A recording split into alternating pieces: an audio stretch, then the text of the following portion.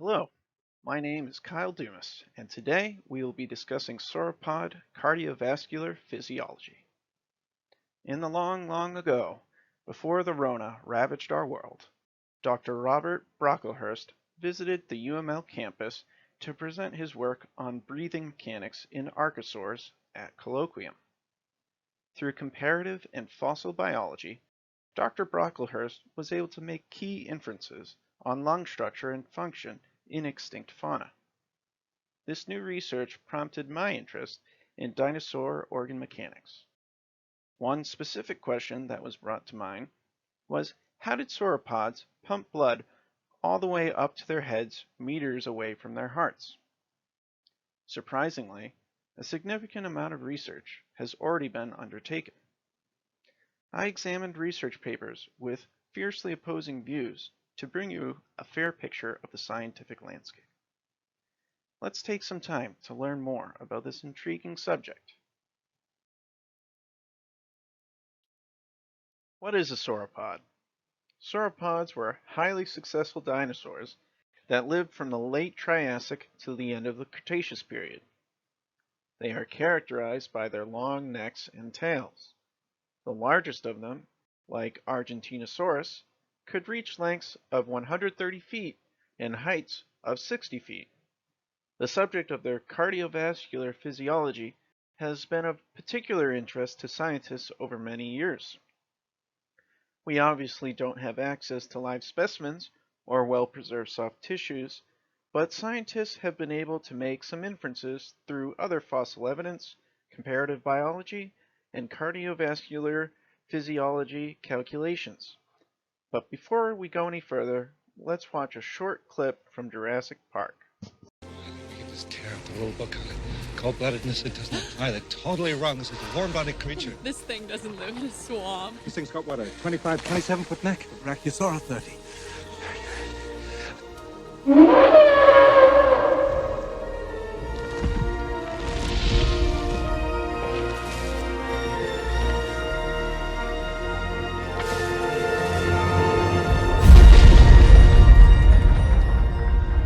We're gonna make a fortune with this place.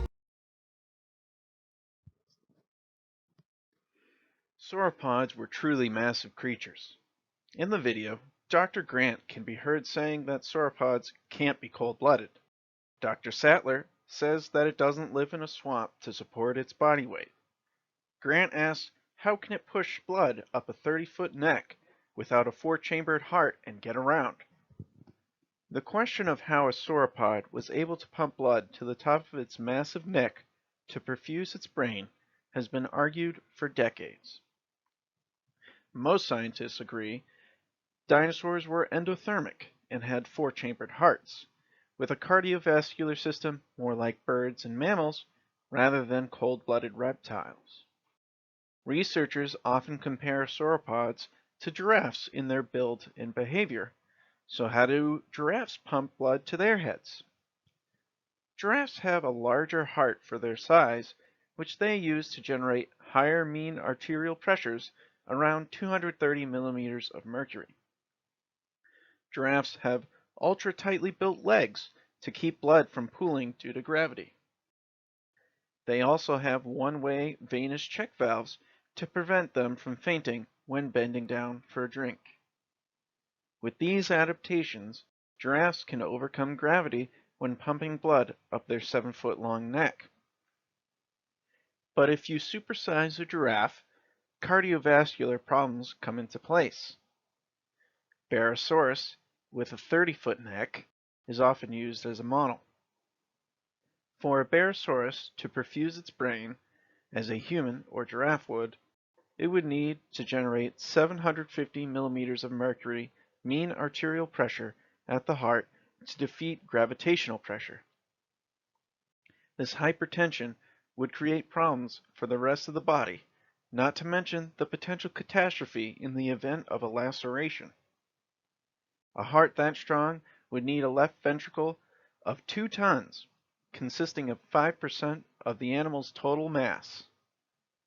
The size of the heart would not have left much room for other organs. This would be the equivalent of a 200-pound human with a 10-pound heart, or a 2-ton giraffe with a 100-pound heart, far too large for normal physiology. According to the law of Laplace, the heart wall would be 5 times thicker and 15 times heavier than expected for an animal similar in size, such as a fin whale that only produced 100 millimeters of mercury mean arterial pressure. This incredibly thick and stiff ventricle wall needed to generate the force to pump blood to the brain creates a difficult inefficiency when it comes to compression of the heart. Ever more powerful cardiac muscles would be required to defeat the stiff ventricle walls. So how did the sauropod cardiovascular system work? Could sauropods use their long necks to browse the high vegetation unavailable to other animals? Today, we will look at 3 popular theories. The first theory is that sauropods did not raise their heads high above their hearts and may not have been endothermic. This theory allows the sauropods to function without incredibly high blood pressures and keeps the high energy demands on the heart low. Proponents cite studies that use computer models to calculate the range of motion for sauropod necks and concluded this is the only posture possible. Other scientists suggest sauropods were semi-aquatic, relieving blood pressure demands among the buoyancy of water.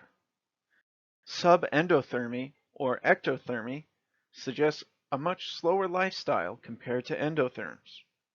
Ectotherms do not require nearly as much oxygen delivery, and this could further explain how an animal of this size could exist with a functional cardiovascular system with a more size-appropriate heart.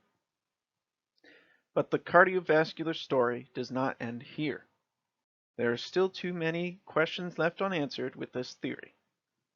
Why bother having long necks in the first place?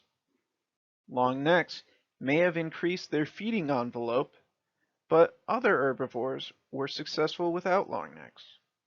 Where is the evolutionary advantage? Fossil evidence of their walking gait and bone structure do not support an ectothermic lifestyle or an aquatic lifestyle, respectively. The towering image of a brachiosaurus ripping leaves from the tops of the highest trees may not be entirely extinct. So assuming sauropods were endothermic, raised their heads high, and didn't live in swamps to support their body weight, as Dr. Sattler said earlier, how did they pump blood up their long necks? Another theory suggests sauropods had small supplementary hearts up the length of their necks working in series. In combination with one-way arterial valves, the pumps, or proto-hearts, propelled blood up the neck section by section in an alternating fashion, controlled by involuntary smooth muscle contraction. With this theory, no extraordinarily high blood pressures are required because the neck is broken up into manageable sections that only need to generate 7.5 millimeters of mercury each to propel blood up to the next section. This biological marvel has not been seen in nature, however, but proponents cite primitive arterial pumps, aside from the heart, in some fish as evidence that this could have been biologically feasible. Arterial check valves and supplementary hearts remain rare in biology. Venous protohearts are more feasible than arterial protohearts, as there is no stiff arterial wall to overcome. Additionally, evolutionary selection for arterial check valves would have necessitated reverse arterial flow in an animal, something that would most certainly have been fatal. This theory sounds plausible, but without soft tissue fossil evidence, there is little to support it. The final theory we will be examining is the siphon effect. Scientists have proposed this theory for sauropods, giraffes, and humans alike. A siphon takes advantage of flow due to gravity in the venous return to keep the blood momentum up through the heart and arteries. This is another theory that eliminates the need for a giant heart generating extremely high blood pressures and allows the animals to keep their heads high for browsing the canopies. Experimental models were erected in one study showing that a 30-foot neck could utilize a siphon effect to perfuse a sauropod head. The researchers noted that at the head position, the simulated blood will boil at a height of 13.4 meters. They speculated that this height limit due to negative pressures matches the maximum length of the largest sauropods, placing a biological limit on neck length. The limit would carry over to increased elevations, which may have forced the animals to keep their heads lower if they traveled to higher areas. The siphon effect was very popular for a time, but it has some key drawbacks. Have you ever gotten up from the couch too quickly? Loss of blood pressure to your head can make you lose consciousness and possibly cause injury. A 40-ton animal losing consciousness could have been a death sentence. Relying on a siphon exposes the animal to intermittent changes in blood pressure when changing head position. Another big problem is venous return. After the blood reaches the brain, the blood needs to travel back to the heart through the veins. Venous collapse due to the negative pressure of the siphon is a major issue because the blood venous return would be inhibited.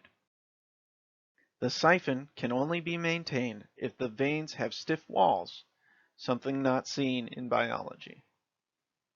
Researchers have suggested a system of a vein within a protective liquid vessel surrounding it to keep the siphon effect going.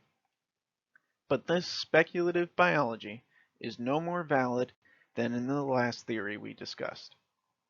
Additionally, if the animal ever got cut on its neck, air would rush into the veins due to the negative pressure and kill the animal. In conclusion, all theories will remain very speculative until enough soft tissue fossils are found. What can be concluded, however, is that the long neck of the sauropod is directly linked to its cardiovascular physiology. Lastly, sauropods make an excellent model to test the limits of cardiovascular physiology.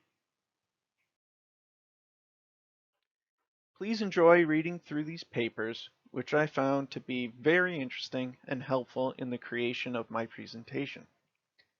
Thank you for viewing. Have a great day.